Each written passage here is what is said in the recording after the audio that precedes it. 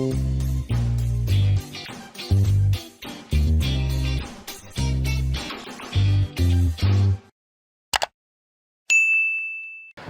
நான் தான் chef Deena. Welcome back to chef Deena's kitchen. இன்றைக்கி நம்ம கிச்சனில் ரொம்ப சூப்பரான மசாலா தோசை எப்படி பண்ணுறது பார்க்க போகிறோம்.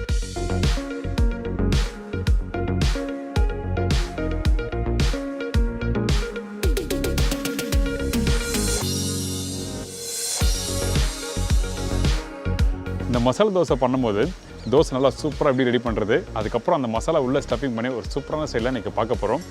நிறைய பேருக்கு வீட்டில் தோசை நல்லா கிறிஸ்பியாக வரலன்னு சொல்லி ப்ராப்ளம் இருக்குல்ல, இந்த மெத்தடில் ட்ரை பண்ணி பாருங்களேன், சூப்பராக வரும். இதுக்கப்புறம் பூண்டு பொடி.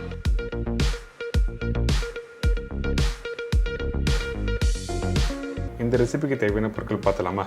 பச்சரிசி 150 கிராம், இட்லி அரிசி 150 கிராம், கடலைப்பருப்பு 1 டேபிள் ஸ்பூன், உளுத்தம்பருப்பு 90 கிராம், வெந்தயம் சிறிதளவு, உருளைக்கிழங்கு 2 நம்பர், சின்ன தக்காளி 1 நம்பர், வெங்காயம் 1 நம்பர், பச்சை மிளகாய் 2, மஞ்சத்தூள் சிறிதளவு, கடுகு 1/4 டீஸ்பூன், கொத்தமல்லி தேவையான அளவு, கருவேப்பிலை தேவையான அளவு, உப்பு தேவையான அளவு, சர்க்கரை 1/4 டீஸ்பூன், எண்ணெய் குக் பண்ணுறதுக்கு தேவையான அளவு.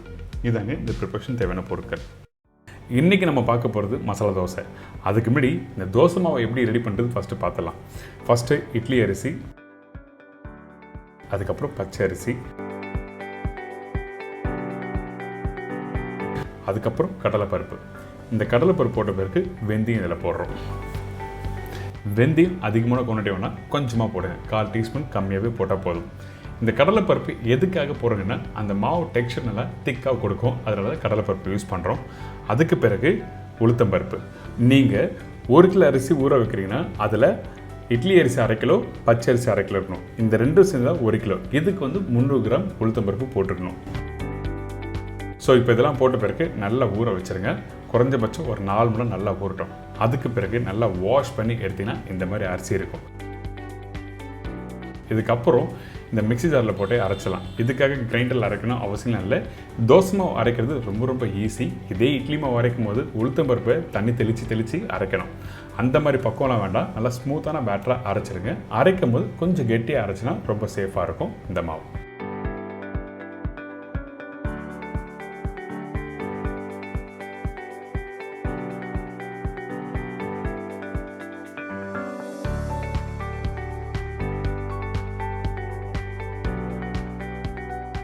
அரைச்சி முடித்த பிறகு உப்பு 1/4 இதில் போட்டிருக்கோம். முழு உப்பும் போட வேண்டாம், கொஞ்சமாக உப்பு போடுங்க. உப்பு எதுக்காகனா அந்த புளிப்புத்தன்மை எடுத்து கொடுக்கும், அதாவது சீக்கிரமாக புளிச்சு வரதுக்காக சால்ட் ஆட் பண்ணுவோம். அதே டைமில் கையில் மிக்ஸ் பண்ணுங்கள். நிறைய பேர் கரண்டியில் போட்டு மிக்ஸ் பண்ணுறீங்க.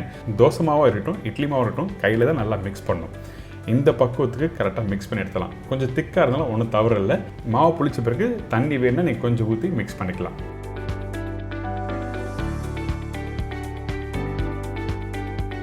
இப்போ பார்த்தீங்களா, இந்த மாவு கரெக்டாக ஒரு 6லேருந்து 7 மணி நல்லா புளிச்சு வந்த பிறகு இந்த மாதிரி டெக்ஸ்டர் இருக்கும். அதுக்கு பிறகு தேவையான அளவுக்கு உப்பு போடுறோம். இந்த இடத்துல உப்பு பார்த்து போடுங்க. ஸ்டார்டிங்கே உப்பு போட்டிருப்பீங்க, அதே டைமில் இந்த இடத்துல உப்பு யூஸ் பண்ணுறீங்க. அதனால் தேவையான அளவுக்கு உப்பு போட்டு நல்லா மிக்ஸ் பண்ணி எடுத்துருங்க.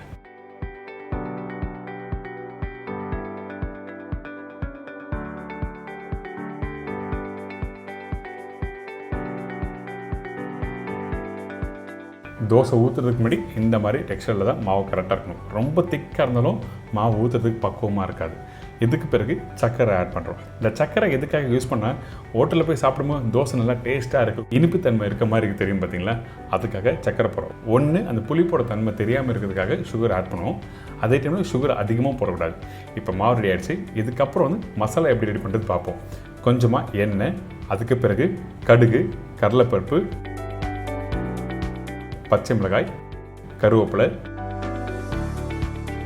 வெங்காயம். இந்த வெங்காயம் போட்ட பிறகு ரொம்ப நேரம் வதங்கக்கூடாது. பூரி மசாலா வரட்டும், தோசை மசாலா வரட்டும், வதங்கக்கூடாது, பாயில் பண்ணும். இப்போ தக்காளி போட்ட பிறகு மஞ்சத்தூள் போட்டிருக்கேன். இந்த மஞ்சத்தூள் போட்ட உடனே கொஞ்சமாக தண்ணி ஊற்றி அந்த வெங்காயத்தை பாயில் பண்ணுறோம். வெங்காயம் பாயில் பண்ணிவிட்டு அதுக்கப்புறம் உருளைக்கிழங்கை போட்டு குக் பண்ணும்போது என்னன்னா அந்த ஆனியன் சாஃப்டாக இருக்கும். அதனால தான் வெங்காயத்தை பாயில் பண்ண சொல்கிறேன். வதக்கிட்டு நீங்கள் பண்ணிங்கன்னா டேஸ்ட்டு மாறும். நீங்கள் வீட்டில் வேணால் ட்ரை பண்ணி பாருங்கள், அந்த எக்ஸ்பீரியன்ஸ் கிடைக்கும். இதுக்கப்புறம் உப்பு கொஞ்சமாக போட்டிருக்கேன்.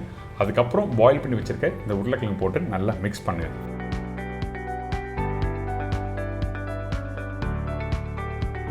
தேவையான அளவுக்கு கொத்தமல்லியும் போட்டிருக்கோம்.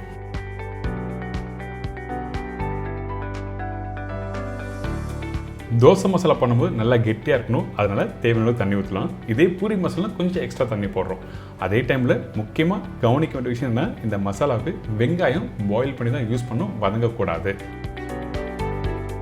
அடுத்தது இந்த தோசைக்கல்லை சீசனிங் பண்ணணும், ரொம்ப இம்பார்ட்டன்ட். நீங்கள் வீட்டில் வெஜிடேரியன் பியூர் வெஜிடேரியனா வெறும் வெங்காயத்தை வச்சு நீங்கள் தேய்க்கலாம். அப்படி இல்லை நான் நான்வெஜ்ஜும் சாப்பிடுவேன் அப்படின்னு நினச்சிங்கன்னா முட்டையை போட்டு சீசனிங் பண்ணால் இன்னும் நல்லா சீசனிங் ஆகும். அப்படி முட்டை வேண்டாம்னா வெறும் வெங்காயத்தை வச்சு சீசன் பண்ணிவிட்டு நீங்கள் தோசை ஊற்ற ஆரம்பிக்கலாம். இதுக்கப்புறம் கல் கரெக்டான டெம்பரேச்சரில் இருக்கா ஃபஸ்ட்டு செக் பண்ணுங்கள். ரெண்டாவது இந்த மாவை எடுத்து ஈவனாக கரெக்டாக ஊற்றணும். ஊற்றின பிறகு இந்த எண்ணெய் எந்த இடத்துல யூஸ் பண்ண கேட்டால் ஒரு 20% அளவுக்கு வெந்து வரும் பார்த்தீங்களா, அந்த டைமில் இந்த எண்ணெயை யூஸ் பண்ணுங்கள். எடுத்த உடனே சில பேர் எண்ணெய் ஊற்றுவாங்க, அப்படி பண்ணக்கூடாது. அந்த மாவு கொஞ்சம் லைட்டாக அந்த சூடுக்கு ட்ரை ஆன மாதிரி இருக்கும். அந்த டைமில் எண்ணெயை ஊற்றிட்டு இந்த எக்ஸஸாக இருக்க மாவை நீங்கள் கரண்டிலேயே வலிச்சு எடுத்துருங்க. அதுக்கப்புறம் நல்லா ஈவனாக ஸ்ப்ரெட் பண்ணிவிட்டு தோசை மசாலா போட்டு நீங்கள் ஃபோல்ட் பண்ணலாம், ரோல் பண்ணலாம். உங்களுக்கு பிடிச்ச மாதிரி எடுத்து நீங்கள் சர்வ் பண்ணால் மசாலா தோசை ரெடி. என்றைக்கு தெரிஞ்சிருக்கும் ஒரு சூப்பரான ஸ்டைலில் மசாலா தோசை எப்படி பண்ணுறதுன்னு கண்டிப்பாக ட்ரை பண்ணி பாருங்கள். பர்டிகுலராக இந்த தோசை நீங்கள் ரெடி பண்ணும்போது கல் கரெக்டாக சீசனிங்காக இருக்கணும், அது ரொம்ப இம்பார்ட்டன்ட். இதுக்கப்புறம் பூண்டு பொடி. பூண்டு பொடிக்கு தேவையான பொருட்கள்: பூண்டு 80 கிராம், உளுத்தம்பருப்பு 6 டேபிள் ஸ்பூன், கடலைப்பருப்பு 3 டேபிள் ஸ்பூன், வெள்ளை எள்ளு 3 டேபிள் ஸ்பூன், உடச்ச கடலை 1 டேபிள் ஸ்பூன், ட்ரை கொப்பரை தேங்காய் 3 டேபிள் ஸ்பூன், காய்ந்த மிளகாய் 30 கிராம், கருவேப்பிலை தேவையான அளவு, நாட்டு சர்க்கரை 1 - 1 டேபிள் ஸ்பூன், பெருங்காயம் 1/2 டீஸ்பூன், உப்பு தேவையான அளவு, நல்லெண்ணெய் குக் பண்ணுறதுக்கு தேவையான அளவு. இதாங்க இந்த ரெசிபிக்கு தேவையான பொருட்கள். இந்த பூண்டு பொடி பண்ணுறதுக்கு ஃபஸ்ட்டு நம்ம என்ன பண்ணுறோம் கேட்டோன்னா, நான் சொன்ன குவான்டிட்டி பூண்டை வந்து ஃபஸ்ட்டு வறுக்க போகிறோம். அதனால் இந்த மண்சட்டியில் கொஞ்சம் எண்ணெய் ஊற்றிருக்கேன். இந்த எண்ணெய் எந்த அளவுக்கு கேட்டிங்கன்னா, இந்த பூண்டு வறுக்கிறதுக்கு எந்த அளவுக்கு தேவையோ அந்த அளவுக்கு எண்ணெய் ஊற்றிக்கலாம். அதே டைமில் இந்த பூண்டு வந்து இடிச்சிருக்கேன், கொஞ்சம் தோலோடு தான் போடுறோம். நீங்கள் இடித்த பூண்டை மேலோட்டமாக இருக்க தோலை கொஞ்சம் எடுத்துகிட்டு அதுக்கப்புறம் இந்த மாதிரி எண்ணெய் போட்டு வறுக்க ஆரம்பிக்கிறோம்.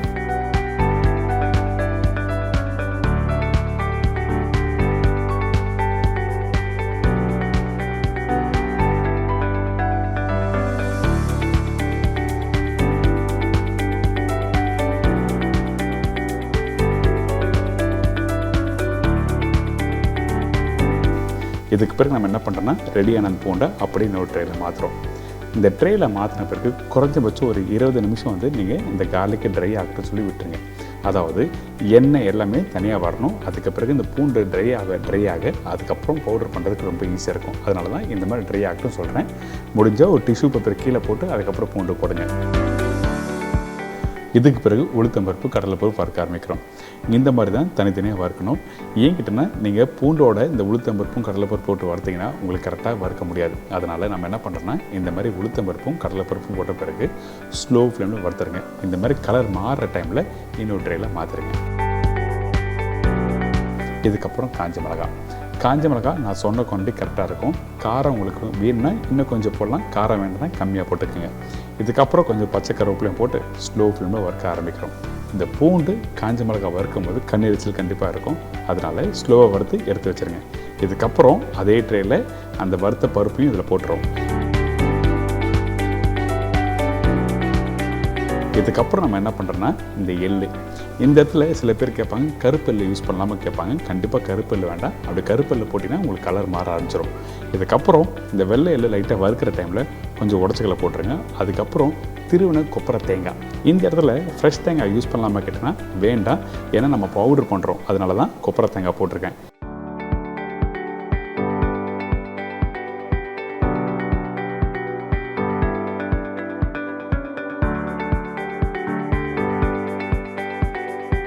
ரெடியானதாக இதை அப்படியே மிக்ஸி ஜாரில் போட்டு பவுடர் பண்ண போகிறோம். அதுக்கு முன்னாடி பெருங்காயம், உப்பு தேவையான அளவுக்கு. உப்பு எதுக்காக போடுறோன்னு கேட்டால், அந்த காரம் அந்த பூண்டோட வாசனை அந்த டேஸ்ட்லாம் தெரியுதான்னு சொல்லிட்டு தெரியுதுக்காக மட்டும்தான் உப்பு போடுறோம். இதுக்கப்புறம் கொஞ்சம் நாட்டு சக்கரை. இந்த நாட்டு சக்கரைலாம் போட்ட பிறகு நல்லா அரைச்சிருங்க. எந்த அளவுக்கு ஃபைன் பவுடராக அரைக்க முடியுமோ அந்தளவுக்கு ஃபைன் பவுடராக அரைச்சிருங்க. நீங்கள் அரைச்சி எடுத்திங்கன்னா இந்த மாதிரி பக்குவத்தில் தான் கரெக்டாக வந்திருக்கும். கையில் எடுத்திங்கன்னா கொஞ்சம் திரியாக இருக்கும். இதுக்கு மேலே நீங்கள் அரைச்சிங்கன்னா அந்த பூண்டில் இருக்க எண்ணெய் வர ஆரம்பிச்சிடும். அதனால் முடிஞ்ச அளவுக்கு இந்த மாதிரி பக்குவத்தில் அரைச்சி முடித்த பிறகு நீங்கள் என்ன பண்ணுறீங்கன்னா, ஒரு டைட் ஜாரில் போட்டு வச்சிங்கன்னா உங்களுக்கு கெட்டு போகாது. அதே டைமில் அந்த வாசனை அப்படியே இருக்கும். குறைஞ்சபட்சம் 1 மாதம் நீங்கள் வச்சு சாப்பிட்லாம். அந்தளவுக்கு ஒரு அருமையான ரெசிபி.